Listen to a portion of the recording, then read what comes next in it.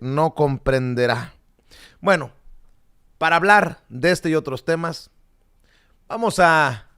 enlazarnos en estos momentos en vivo y en directo con nuestro amigo periodista de a pie, Jesús Lemus, autor de el más reciente libro de él, se llama El licenciado, es sobre Genaro García Luna y sus componendas con el crimen organizado. Y mi querido Jesús Lemus, pues hay que hablar de este gobernador del que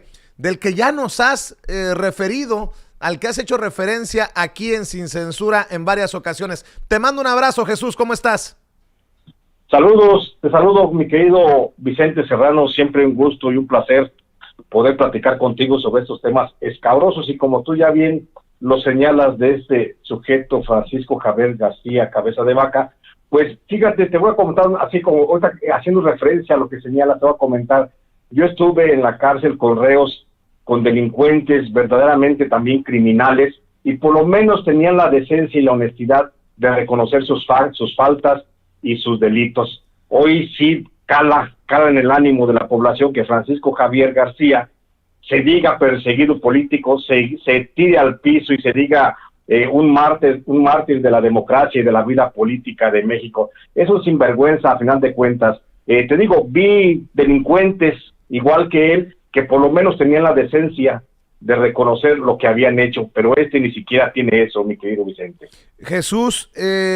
ya ha habido referencias al gobernador de Tamaulipas por sus supuestas relaciones con el narcotráfico. Ahora la Fiscalía General de la República pide a la Cámara de Diputados juicio de procedencia, el desafuero, debía haber hecho, y desamparo de los privilegios por presuntas operaciones con recursos de procedencia ilícita y por presunta delincuencia organizada. ¿Qué es lo que sabes de este personaje, mi querido Jesús Lemus? ¿Y cómo ves estos señalamientos de la Fiscalía? Bueno, sin duda, mi querido Vicente, pues vaya escándalo el que tenemos en puerta con el inminente procesamiento penal del gobernador de Tamaulipas, Francisco Javier García Cabeza de Vaca. Lo que llama la atención no solo es por ser el primer gobernador que reclama a cuentas del presidente López Obrador, sino porque es el gobernador número 19 en los últimos 6 años que se encuentra con problemas con la justicia por actos de corrupción. Francisco Javier García Cabeza de Vaca viene a engordar la larga lista de gobernadores tranzas que sobre los que la PGR, hoy Fiscalía General de la República, ha tenido que actuar para sancionarlos, no solo por sus actos de corrupción en el manejo del erario de sus estados, sino por sus relaciones con el crimen organizado, que fue una constante, hay que recordarlo, Vicente, durante el gobierno pasado, durante los 2 gobiernos pasados, tal vez porque siguiendo el ejemplo presidencial de las administraciones de Felipe Calderón y de Enrique Peña Nieto. Hay que recordar esa larga lista de gobernadores, solo para que no se nos olvide que también hay antecedentes de los que ya han sido investigados por la PGR y que algunos de ellos ya fueron a dar a prisión, incluso, como es sabido, todavía algunos de ellos permanecen tras las rejas. Tenemos los casos de Fidel Herrera de Veracruz, Armando Reynoso Femat de Aguascalientes, Arturo Montiel del Estado de México, Tomás Yarrington de Tamaulipas, Eugenio Hernández también de Tamaulipas, Rodrigo Medina de Nuevo León, Jesús Reina García de Michoacán, Humberto Moreira de Coahuila, y a esto se agregan también los casos de Roberto Borges Angulo de Quintana Roo, Rafael Moreno Valle de Puebla, Javier Duarte de Ochoa de Veracruz, Juan Sabines de Chiapas, Flavino Ríos de Veracruz, Guillermo Padres de Sonora, César Duarte de Chihuahua, Roberto Sandoval de Nayarit, Miguel Alonso Reyes de Zacatecas y Fausto Vallejo de Michoacán, y al parecer la cuenta va a seguir dando a partir de ahora con Cabeza de Vaca. Pero el caso que hoy nos ocupa es un caso muy especial, mi querido Vicente, pues Francisco Javier García Cabeza de Vaca no solo es investigado por la Fiscalía General de la República por desvíos de dinero que encontró la Unidad de Inteligencia Financiera, sino que desde el 2004 cuenta con una investigación por parte de la DEA de Estados Unidos por su probable relación de colaboración con el cártel del Golfo. Las investigaciones de la DEA relacionan a Francisco García Cabeza de Vaca con el caso de Tomás Yarrington, el exgobernador de Tamaulipas que hoy se encuentra procesado en una prisión federal de Texas por su relación con el cártel del Golfo, con el que presuntamente se coludió para trasegar drogas hacia la Unión Americana y lavar dinero. De acuerdo a una fuente de la DEA digna de todo crédito, Francisco García Cabeza de Vaca fue financiado en su campaña para presidente municipal de Reynosa por el Cártel del Golfo, esto por instrucción de Tomás Yarrington, quien ordenó que el cártel de Osiel Cárdenas Guillén, el Cártel del Golfo, destinara por lo menos 5 millones de pesos al entonces candidato García Cabeza de Vaca. Esta acusación está fincada en las declaraciones del testigo protegido de la DEA, Antonio Peña Argüelles, un colaborador de Yarrington que decidió hablar para el Departamento de Justicia de Estados Unidos a fin de evitar el encarcelamiento. De acuerdo a la versión de Peña Argüelles, fue él quien gestionó directamente los recursos del narco para la campaña de Francisco Javier García Cabeza de Vaca. Esa fue la forma en que se relacionó Francisco Javier García con el cártel de Osiel Cárdenas, el que luego, en calidad de senador, del 2012 al 2016, le estuvo apoyando con la entrega de información privilegiada para que el cártel pudiera operar en forma impune, no solo en Tamaulipas, sino en otras partes del país, como fue en Coahuila, Nuevo León y Michoacán. Entre los narcotraficantes que, según considera la DEA, estuvieron en contacto permanente con García Cabeza de Vaca, recibiendo información privilegiada para sus actividades ilícitas y que de ahí se podría desprender la investigación o el señalamiento penal por delincuencia organizada, se encuentran Julián Manuel Loiza Salinas, el famoso comandante Toro, Pánfilo Moreno Flores, el comandante Pánfilo, Francisco Carreón Olvera, el Pancho Carreón, Luis Reyes Enríquez, el Rex, Omar Lorméndez Pitalúa, el Z9, Juan Pablo Pérez García, el Bravo 1, y Rogelio Díaz Cuellar, el Rojo. Todos ellos fueron miembros del cártel del Golfo y en ocasiones también traspasaron la frontera de los cárteles y se pasaron algunos a colaborar con el cártel de los Zetas. Gracias a esa red de narcotraficantes que en su momento controlaron la cúpula del cártel del Golfo, Francisco Javier García Cabeza de Vaca tuvo también financiamiento para su campaña a gobernador de Tamaulipas, el que una vez que llegó al cargo lo pagó con el otorgamiento de total impunidad para las operaciones de narcotrasiego de dicha estructura criminal. Hoy la Fiscalía General de la República, la que ha solicitado a la Cámara de Diputados el proceso de desafuero para poder proceder penalmente contra García Cabeza de Vaca, también está argumentando el enriquecimiento ilícito de este funcionario, al que se le fincan responsabilidades por la acumulación inexplicable de más de 951 millones de pesos. De acuerdo a la investigaciones de la Unidad de Inteligencia Financiera que dirige el doctor Santiago Nieto, solo en el 2020 el gobernador García Cabeza de Vaca declaró haber ganado legalmente 6.694.000 pesos, pero los ingresos económicos a sus cuentas personales fueron por 42.936.000 pesos, en donde resulta una diferencia inexplicable de más de 36.938.000 pesos. Llama la atención dentro de las investigaciones contra Francisco García Cabeza de Vaca que entre sus haberes se le encontró una cuenta a su nombre, la que contiene 49.936.000 pesos con 272 pesos. Perdón, repito, la que contiene 49.936.000 con 272 pesos y 75 centavos. En esa cuenta, solo entre mayo a diciembre del 2019, se recibieron más de 15 millones de pesos en depósitos que se presume son sobornos del crimen organizado. De acuerdo a las investigaciones de la Unidad de Inteligencia Financiera, de esa misma cuenta de la que no hay un origen claro, se han hecho en los últimos meses por lo menos 162 movimientos de transferencias a otras cuentas, que en total suman 26.679.992 pesos con 20 centavos.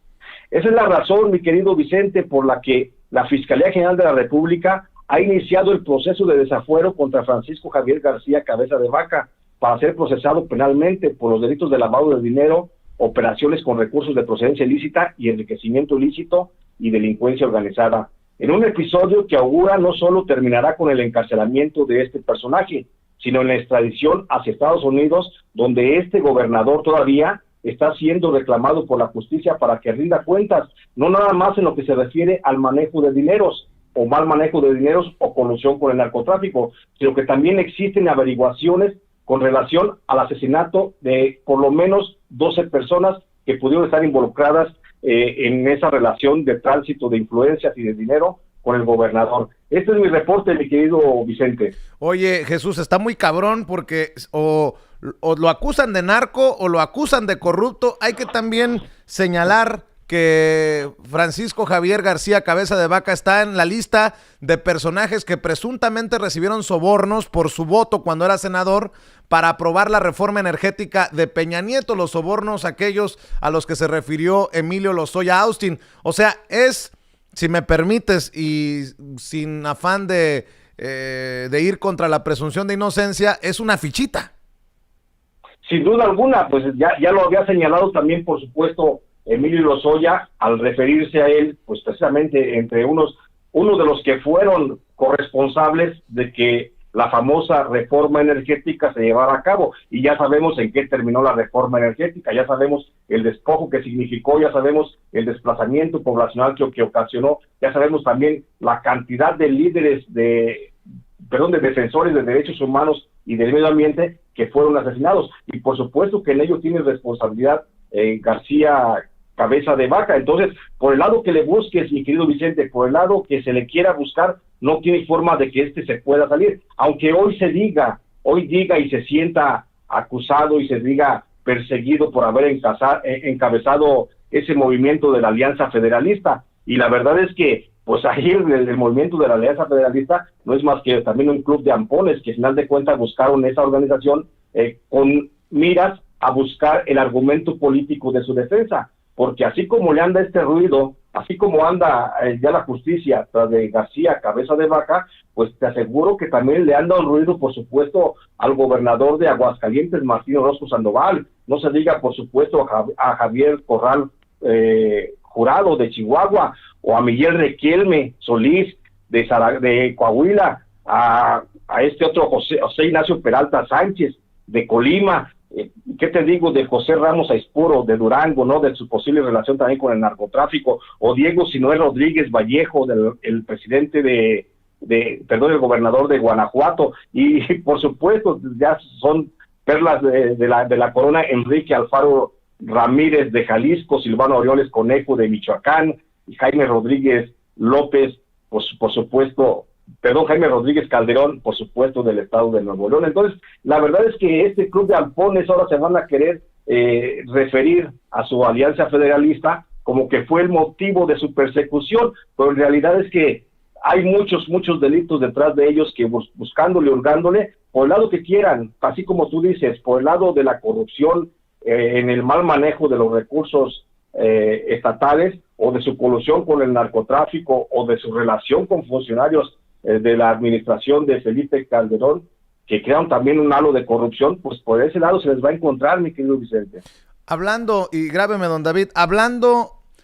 de ampones, de sinvergüenzas, de descarados, leo algunas opiniones para defender a Cabeza de Vaca de el autoritario, el que lo persigue López Obrador. Marco Cortés, el presidente del PAN, dice: la acusación contra el gobernador Francisco Javier García Cabeza de Vaca tiene un claro tinte político electoral. Es inaceptable usar una mayoría artificial en la Cámara de Diputados para desacreditar y distraer la atención de las escandalosas irregularidades detectadas por la Auditoría Superior de la Federación. No se ha enterado, pues, que ya reculó el Auditor Superior de la Federación. Desde Acción Nacional, desde la cuenta de Acción Nacional escriben: estamos a favor del Estado de Derecho, pero no permitiremos una persecución política. Hay que recordarle al gobierno morenista que el buen juez por su casa empieza. Toda nuestra solidaridad con el gobernador Cabeza de Vaca. Fernando Belaunzarán, de Lo que queda del PRD, escribe: mi solidaridad con Cabeza de Vaca ante la embestida que el régimen autoritario de López Obrador ha lanzado contra él. El tirano manipula instituciones y quiere usar la Procuración de Justicia para incidir en las elecciones. No lo permitamos. Y desde ayer he estado, pues, señalando el tuit del descarado de Felipe Calderón, de quien seguramente tendrás una opinión clara en torno a este asunto, querido Jesús Lemus. Escribió Felipe Calderón, el expresidente de México: hay delitos confesos de personas vinculadas a la presidencia y no se ha actuado. En cambio, se utiliza la justicia para perseguir y hostigar a adversarios políticos, como en el caso de Francisco Javier García Cabeza de Vaca, con elementos que nadie conoce. hay una burda persecución política en México. Pues yo creo que no lee los periódicos o se hace pendejo Felipe Calderón con todo lo que nos has contado y con todo lo que he leído al inicio del espacio, Jesús.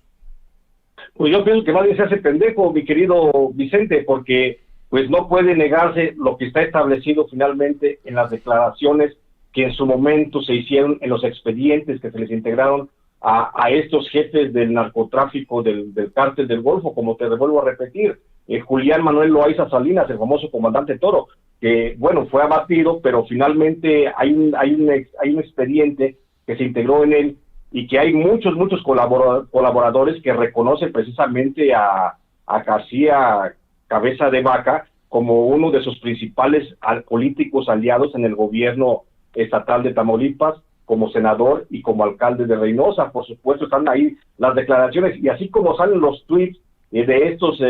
personajes hablando y defendiendo a Cabeza de Vaca, pues también podríamos recurrir perfectamente a los expedientes criminales de Pánfilo Moreno Flores, por ejemplo, el comandante Pánfilo, que refirió también en su momento la cercanía que tenía con García Cabeza de Vaca, o Francisco Carrión Olvera, el Pancho Carrión también, que también lo refirió en varias ocasiones como un protector desde la administración municipal de Reynosa para el cártel del Golfo. Luis Enríquez, el Rex, por supuesto, que también hace mucha referencia en sus declaraciones, en sus primeros depósitos, de cómo fue que el gobierno de Reynosa les permitió y les abrió el paso al cártel del Golfo para poder hacer operaciones libres, te digo, en esa región de Reynosa, de donde posteriormente pues brincaron a otras entidades como Coahuila, Nuevo León, Zacatecas, San Luis Potosí, incluso el estado de Michoacán. O tenemos también declaraciones como la de Omar Lormendi Pitalúa, el famoso Z9, que después se convierte en el del cártel de los Zetas, que también reconoce hubo participación de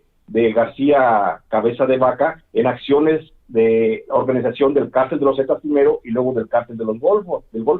O Juan Pablo Pérez García, el Bravo 1, y Rogelio Díaz Cuellar, el Rojo, por supuesto, que fue un operador financiero y a través del cual fluyó mucho dinero para sus campañas, tanto para alcalde como para senador y posteriormente para gobernador. Entonces,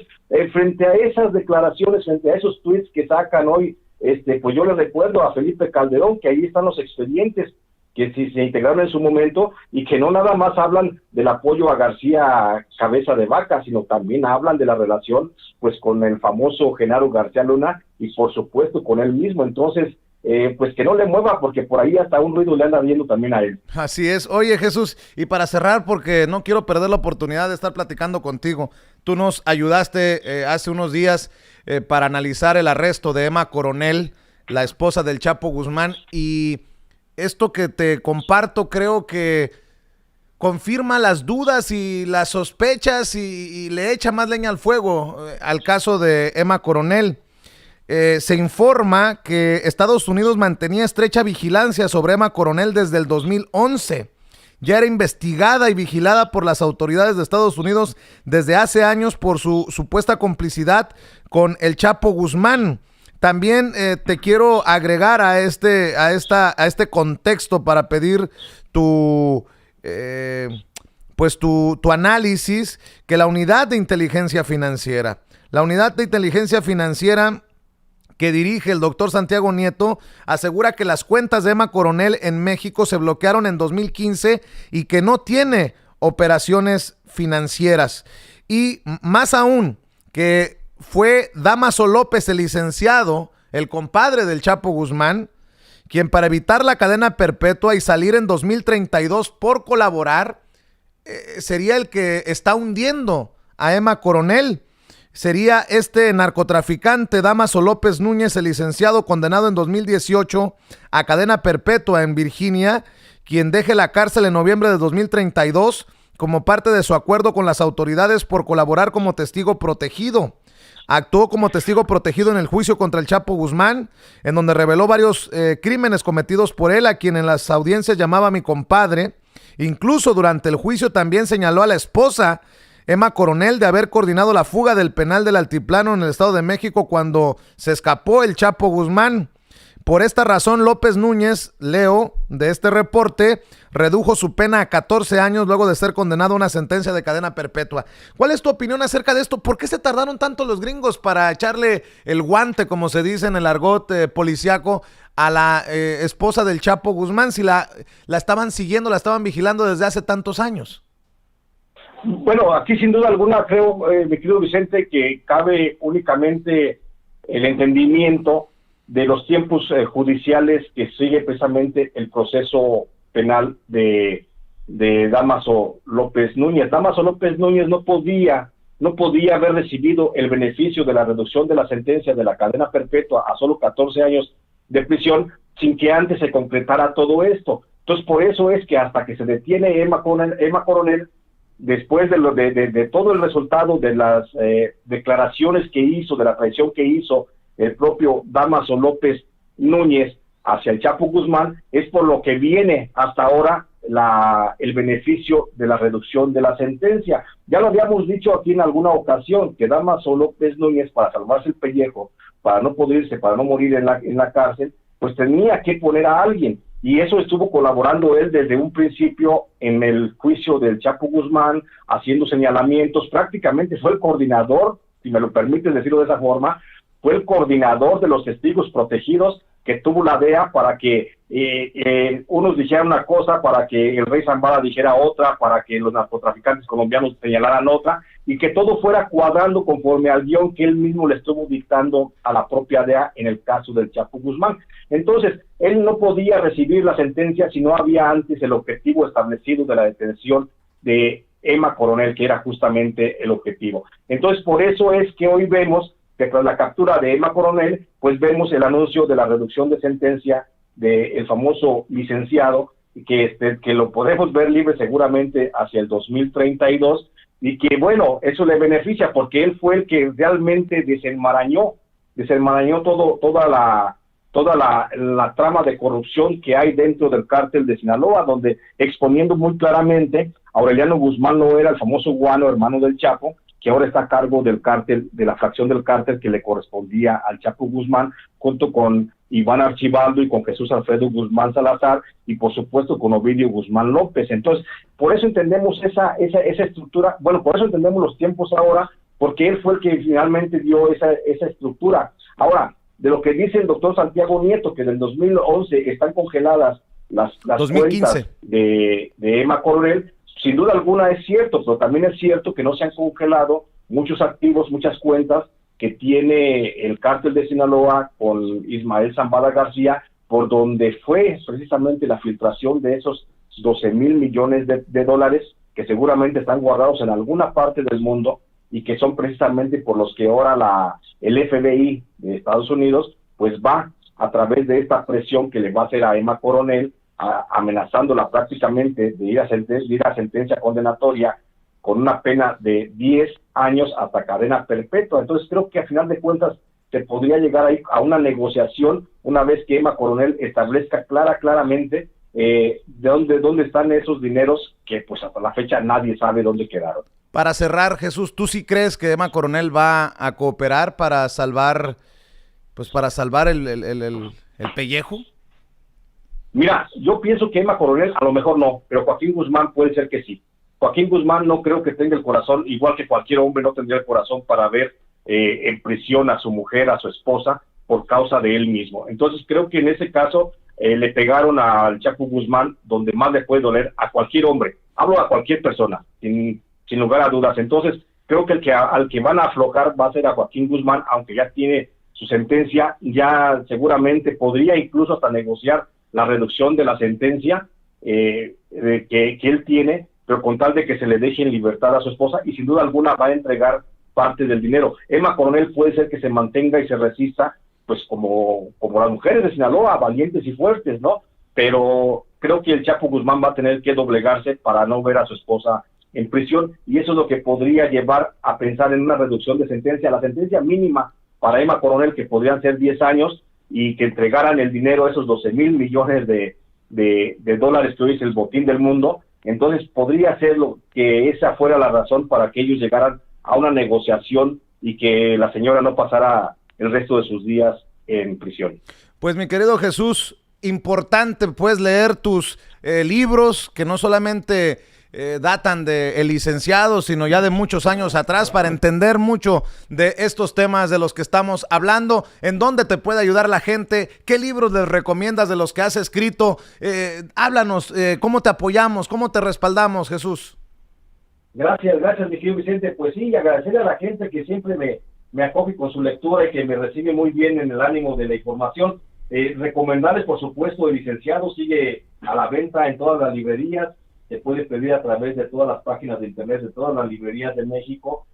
para no señalar alguna en particular. Y por supuesto, para si quieren entender un poquito más del entramado, de cómo está esta relación de Emma Coronel con los Chapitos y todo eso, pues pueden encontrar algunas referencias en mi libro Los Malditos, el último infierno, o Los Malditos 1. También pueden encontrar muchas referencias sobre el narcotráfico en Tierra Sin Dios, también otro libro de mi autoría. Y por supuesto, ya hablando de García Cabeza de Vaca, hago referencia sobre cómo fue que entregó también el territorio tamaulipeco a través de la famosa reforma energética, al entregar algunas regiones prácticamente a la iniciativa privada para la explotación de gas, y cómo él mismo toleró el fracking, y eso lo pueden encontrar en México a cielo abierto, y en el libro El agua o la vida, también de mi autoría. Me pueden apoyar, pues por supuesto, comprando mis libros, y yo estoy siempre a sus órdenes, y me pueden encontrar, si me buscan, en las redes sociales. Estoy como Jesús Lemus en Facebook, como J. Jesús Lemus Barajas en Facebook, y estoy en Twitter como @LemusBarajas, y estoy en Instagram como Jesús Lemus Barajas. Ahí estoy, ahí subo mis colaboraciones frecuentes que hago para el semanario Ángel Metropolitano y para Los Ángeles Times. Ahí estoy también publicando de manera frecuente, y ahí estoy también en contacto con la gente que me escribe, que me comunica, que tenemos a veces pláticas muy interesantes, mi querido Vicente. Pues Jesús, te agradezco mucho por tu tiempo, te mando un abrazo, que pases excelente jueves. Gracias, igualmente, un abrazo. Cuídate. Jesús Lemus hablando con nosotros sin censura, periodista de a pie, orgullosamente miembro de esta familia que habla sin pelos en la lengua, sin censura.